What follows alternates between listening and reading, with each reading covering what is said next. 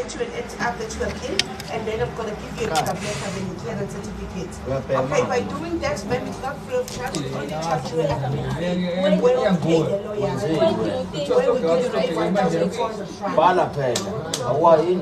Yes, 5 months. Then after that, I'm gonna update you and update and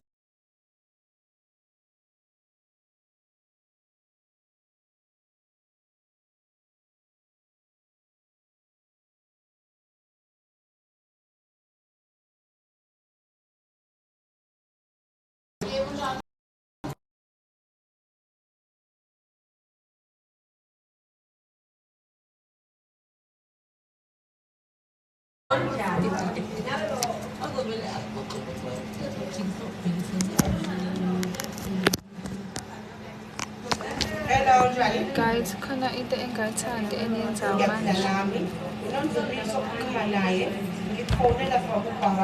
Khona into engayithandi eniyenzile.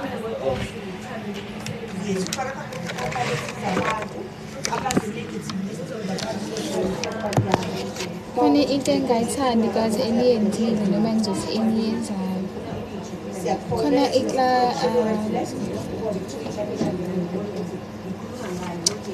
khona into eniyenzile engayithandi guys.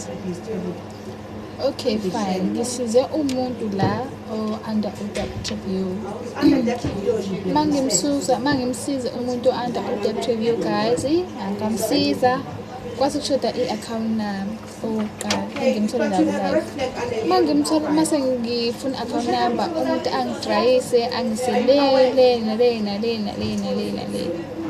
angidrayise umuntu abantu athi inetwork wari guys nenza umsebenzi wami ube unprofessional.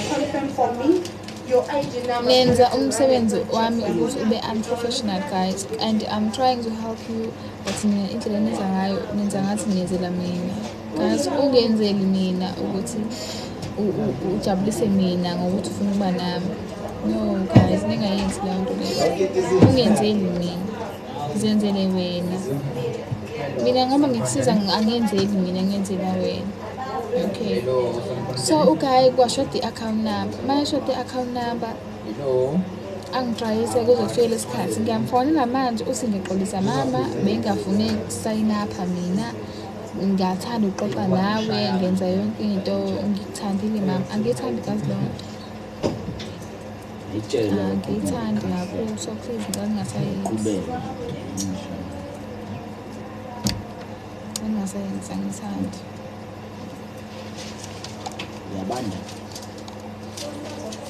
Angiyithandi guys.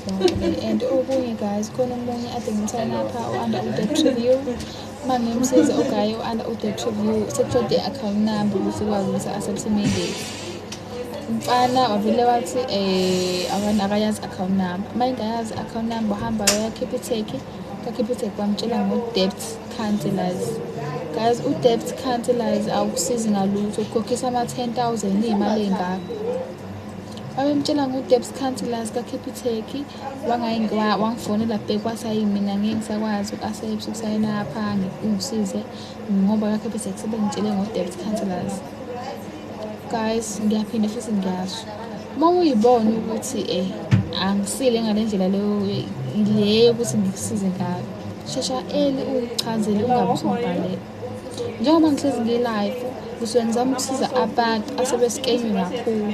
That is why ngingabafuni abantu abangakaskenywa, ngoba abakazi lutho ngempilo, abakazi lutho ngokulahlekelwa imali, abakazi lutho ngokulahlekelwa ulahlekelwe 10,000 ungazi ukuthi bayini. So okay, sebefike ka-Capitec bamtshela ukuthi akahambe ka-debt busters, ama-debt cancellers.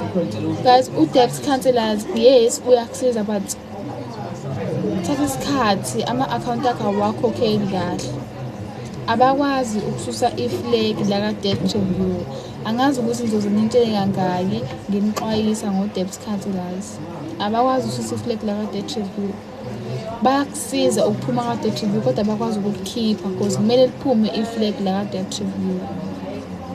Okay-ke uhambile-ke manje, angimsayinaphanga, ngithenga ngezinto akayithandayo.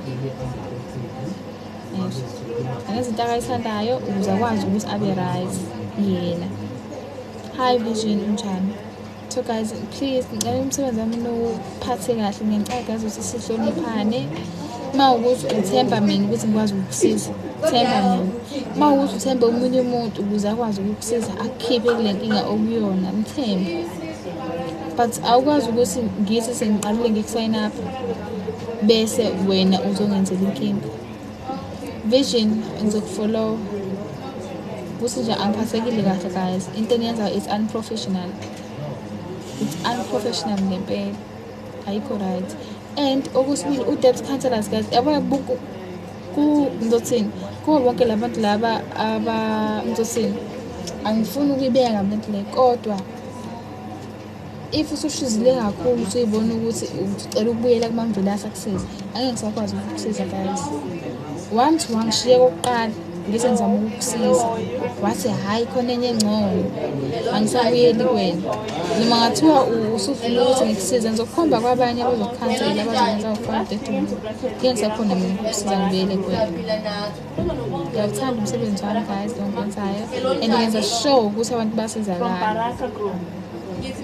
So wena uma usufuna ukwenza izinto zakho ungangifaki mina.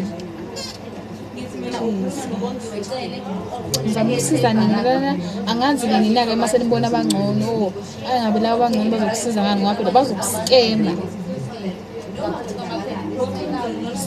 Bazophinde bekuskeme. Udlele u-20,000. Debt counselors awusizani ngalutho. 10,000, usifaka u-10,000 ukhokhela u-debt counselors. Usifaka u-10,000. But-ke it's fine, ngesikhuluma nje. Odinga usizo, ongeke alokhu eyale nale udle kwentshebe engaze enjani, angibhalele ngiyomsiza. Okay, ngisiza wonke umuntu oblacklistiwe or under u-debt review. Osesikenywe kakhulu ngoba ngikhathele labantu abasebasha ku-debt review. Ngithathele abantu abasebasha ko-debt review guys. Umuntu ofuna ukuthi akhansele sengimenzelile yonke into. Yes, I know ukuthi bayasaba abanye babo, but angisabeki guys, angisabesi. Yabona nje long ngidlulise account number kwaze kwashaya lesi sikhathi u3 manje isikhathi uyangibhalela uzongitshela ukuthi cha manje la semina bengafuna ukusayina apha, bengifuna ukuthi nje uchithe nawe. Yebo leyo nto leyo, that is so unprofessional because ngisemsebenzini ngiyasebenza. Omunye sengizomsayina apha ngithi phela ngimsize ngo-debt review, wangaba naye account number wathi akayazi, wagijima waKhipha uma ifika Khipha bamtshela ngo-debt counselor. Ngiyamchazela ngithi u-debt counselor akukusizani ngalutho, angeke ukususele i-red flag u-debt counselor guys. Yes, uyakusiza ukukhansela ka-debt review but still uzodecline. Angithi uzekimi uzofuna usizo wena, ngizokusiza-ke njengamanje ukuthi ngikhiphe ka-debt review. Yes. Okay, vela hayi mamfelase ngiyabonga usizo lakho, sengizoya ka-debt counselors bazongikhipha mahhala. Uba ikhonto yamahhala emhlabeni, ikhonto yamahhala emhlabeni. Guys, sometimes ngiyangiphuka umoya nezo, ngiyangiphuka umoya, ngiyawugqekeza, ngikhipha ngamakhala nangomoya, ngiwukhipha nangamakhala nangomlomo umoya, ngisiza nini.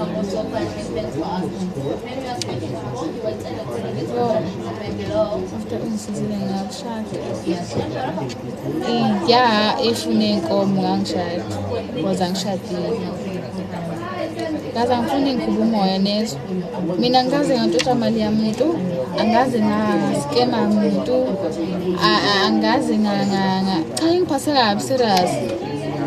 Umuntu yabona-ke manje njengoba ebheka ko-debt counselors, inkinga engixasulayo ukuthi akezwa ulalela umsangano.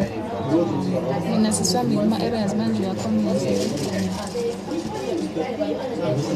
Yes, ngiyakhona ukukusiza ama-areas asuke bangayikho ukuthi usuke ungakhokhanga, mhlawumbe khona into ekhona ekuma-reflex ngaphansi kwegama lakho. Ngiyakhona ukukusiza. Umuntu odinga usizo guys akadrophe inamba yakhe ngimfonele, ngimchazele, ngimsize. Please. Ongekazi lokho engishintshela mase kuhamba isikhathi cause yo guys ngiyangibangela i-stress, angifuni uqamanga. ucabangela i-stress.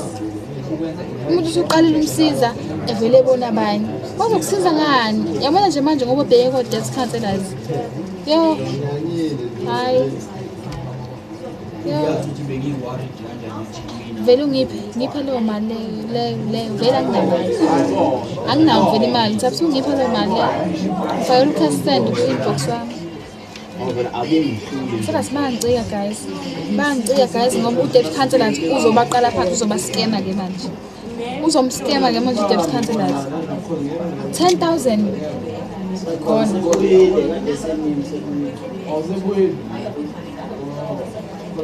gone 2,000 kade ngisesha phela la u-debt counselors guys awukwazi ukhipha iflegi senge-screenshot ile number yakho ban discipline inbox. I've sent my number only because I hope to marry you. Okay, discipline njengamanje angidini mata angifuna kushada namuntu yazi bengidlalela umuntu osenda inamba yakho umuntu ofuna ngimsize ngokuphuma ku-debt review wena ama-areas o-blacklisted phela uphuma ku-debt review nama-areas o-blacklisted omunye cha othi nginichazele kokugcina ngo-debt counselors u-debt counselors ufuka ukhokha u-10,000 angazi noma niyinyaphi leyo mali yena ngoba segijima wa-debt counselors 1 baqamba manga bamtshela ukuthi eyamahhala akho nto yamahhala bathi u-debt counselors wamahhala ayikho leyo nto number 1. Number 2 uzokhokhisa u-10,000 u-debt counselors 10,000 noma 10 noma 11 ngithathele abantu abangafuni ukungalela ngithathele ngithi umuntu sengithi ngiyamsayina apha angivela ngitshelwe ngenye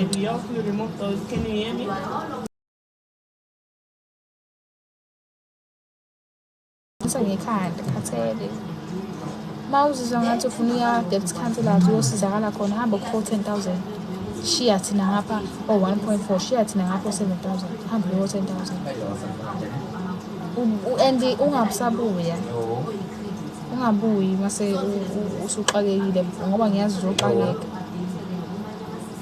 And okunye guys mangenisa lapha ningangenzi isilimo lokhu ninginika ama-account ayi-fake ninginika ama-account angasebenzi ninginika ama-account ayingane kuyavela yonke leyo nto la awukwazi ukunika i-account engasebenzi yonke leyo nto iyavela la screening mangisenda imandate kuyavela yonke into la so awukwazi ukunginika lezo zinto lezo unganginiki into ezi-wrong unika izinto zakho uzosizakala.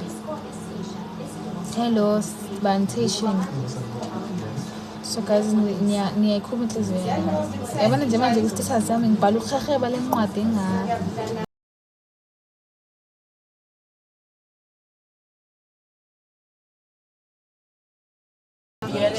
cela unginika ini yakunike ngoba uyazi usizo uyadinga guys mina niyangibona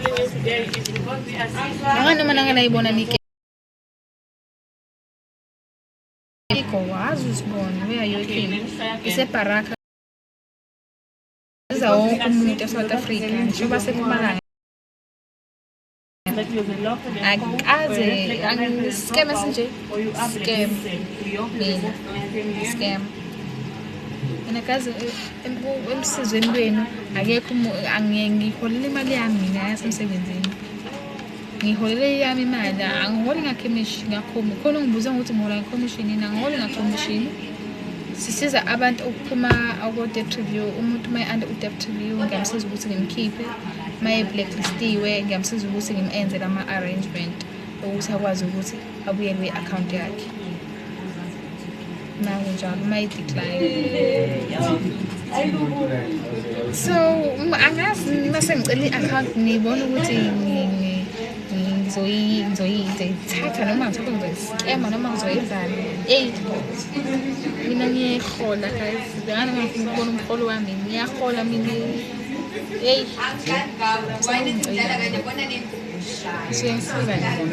nanokuthi umsebenzi wami ukuthi ngikhiphe abantu abako-debt review abantu aba-blacklistiwe niyezwa angicasukanga guys bengizo-addressa indaba yokuthi abantu abayekele into yokuthi abangithembi abantu abayekele into yokuthi ngithi ngiyabasayinapha sengicela ama-account number ngithi aba-assessment date sebengisa le goli omunye ngisele eThekwini, omunye ngisele eMpangeni. Ngoba ngizokubhlokha, ngiyabhlokha ngithi qhubeka nendlela abawubona phambili. So guys, please, odinga usizo angibhalele inamba yami kubhayo lapha, nizoyibona inamba yami. Ngizowehlisa umoya. Yes, ngiseThekwini, ngisiza wonke umuntu, even nabase we-project. Le account number engizoyikhipha la, le account number engizoyikhathi. Ngiyaxolisa mphathi wami. Mphathi awungiphi i-stick sweet phela?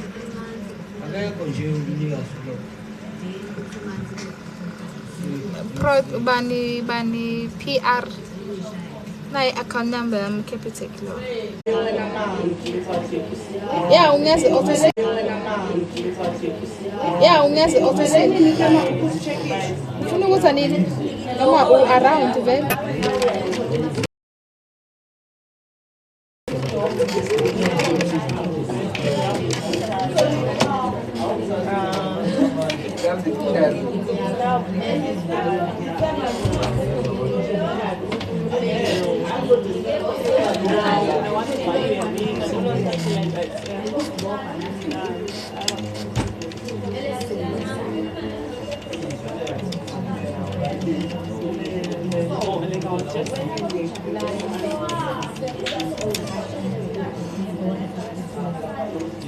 Yes, i-account number yami leya yaka Lokuzana.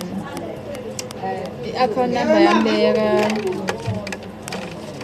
account number yami yaka Capitec. Ngikusandeleke size kangiyenzi le so leyo ungayicheckisha apho.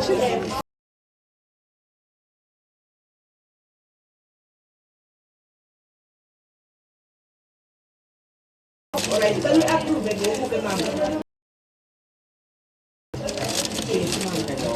Uye kuma-transact, uye kuma-debit orders, uye kuma-payment mandate, uyifithe yethu endlini.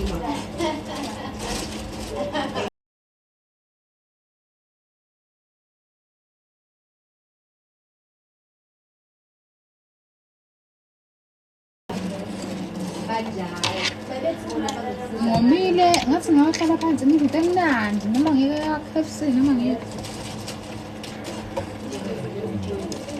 Manje kuyiwa ngemali nalapho.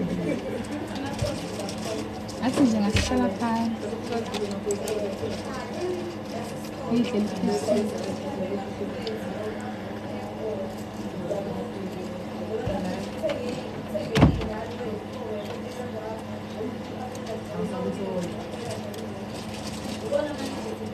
Ngiyadika ninayo.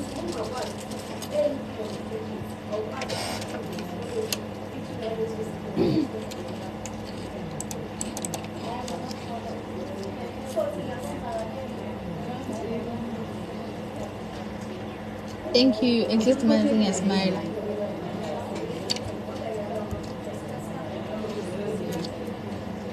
At least thing is smile, man. Asulile shame la umuntu aman kutiniwe and always hayi niyadika shame hayi yabona manje ngendlela engidika ngayo angazi nangibona mina ngibona scam ungasibona scam esihle kanje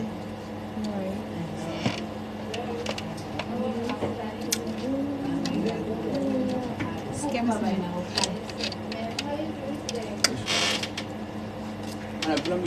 Bushana pun kan bushana coba lihat.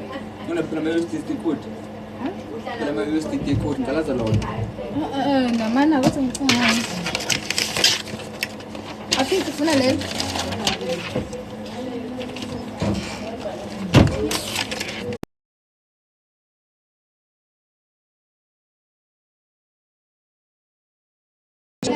Yang bon, guys sebenzela, gimana ay?